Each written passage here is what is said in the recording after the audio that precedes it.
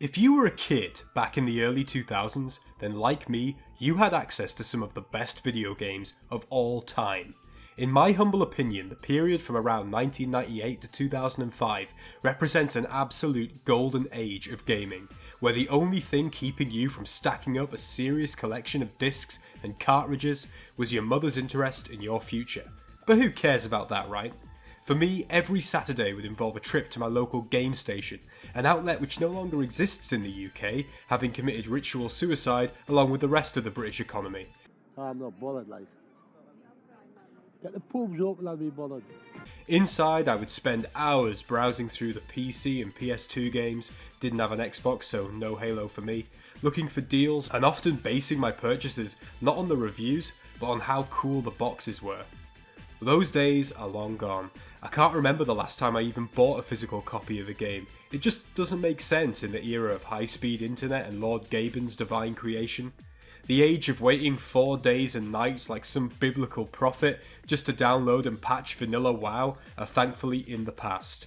But my memories of browsing those games and finding occasional gems like Warcraft 3 or Deus Ex, which I honestly hadn't heard of before buying them, are memories which I hold very dearly. There's one game from that time though that really does stick in my mind, despite the fact that I never even bought it. I was looking through the PC game section of the store one day when my eyes met the most wondrous and amazing game box I had ever seen. On the front cover was an image which my childhood brain could only process as a Nazgul with a skull for a face. Everything was orange and red like the fires of hell were seeking to burn their way through the plastic box.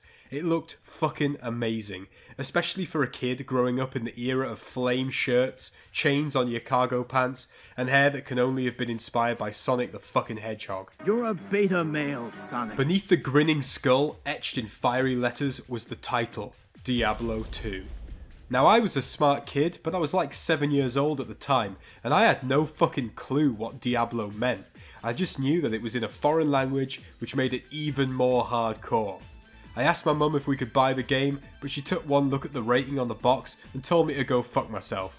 All words to that effect. That was that. No Diablo for me, thanks mum. Though in truth it was I that got the last laugh, as only a few years later I ended up tricking her into buying me World of Warcraft, and by the time that I was old enough to actually pay for my own WoW subscription, she had probably sunk enough money into that game on my behalf to buy a small Caribbean island nation. Thanks again mum. It would be years before I would actually get to play Diablo 2, though that was probably for the best, as only weeks after I saw the game in store that day, I happened to be seeing it played by a friend who was desperate to show me the opening cutscene. The sheer terror I experienced watching that as a little kid is genuinely indescribable, and I can only compare it to the time that I accidentally bought Eternal Darkness for the GameCube at age 8, having no idea what that game was about. Needless to say, I went back to playing Super Mario Sunshine within about 5 minutes. Now you may think that this backstory of my personal experience with the Diablo series is just the meaningless ramblings of a mentally disturbed individual, and you're probably correct to be honest, but what I'm getting at here is that Diablo is one of those few franchises which has developed an almost mythic reputation over the years. There's something about the sheer brutality of these games, the unholy themes they explore, not to mention the legendary quality and excellence of Diablo 2 that sets these games up in the mind of gamers as adventures unlike any other. With Diablo IV taking the world by storm right now, there has never been a better time for a complete newcomer to dive deep into this series, celebrate it, and explore it in a detailed, insightful way. I mean, with the quality WoW content I put out already, I'm definitely the man for the job. Fulgin, we must get more babes into the horde. I hear you, man. What could go wrong, right? So, for starters, the core gameplay loop of the Diablo series can essentially be described as an extended metaphor for capitalism. You explore and kill stuff to get better gear, which you then use to kill harder stuff to get better gear. It's an endless cycle which ultimately leads to depression and an existential crisis, but you get over it.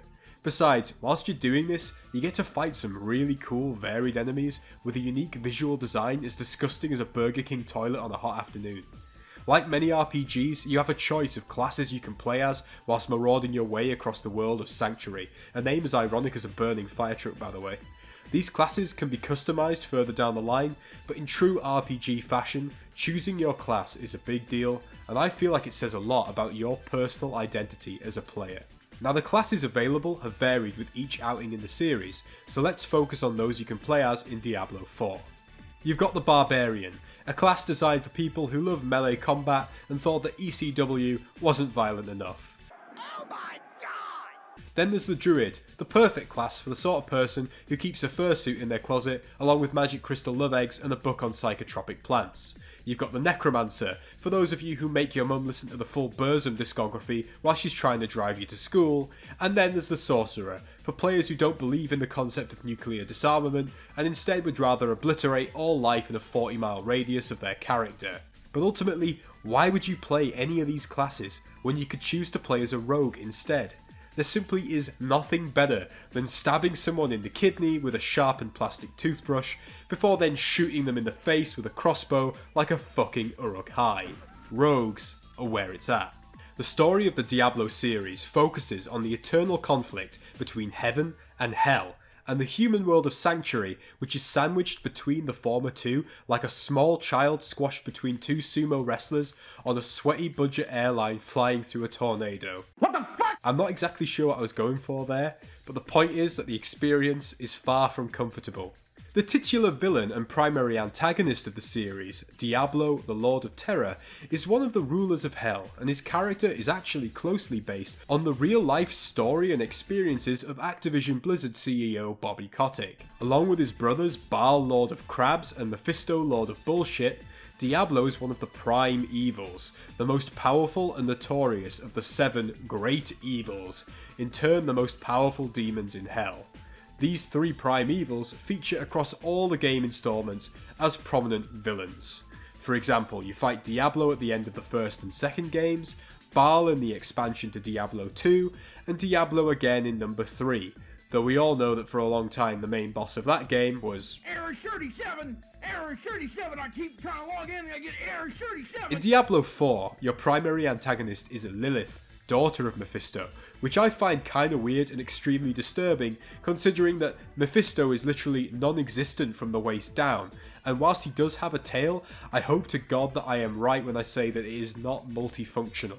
Ultimately though, at the end of the day, I guess that these guys are demons, so who knows what they get up to and how the fuck they get up to it.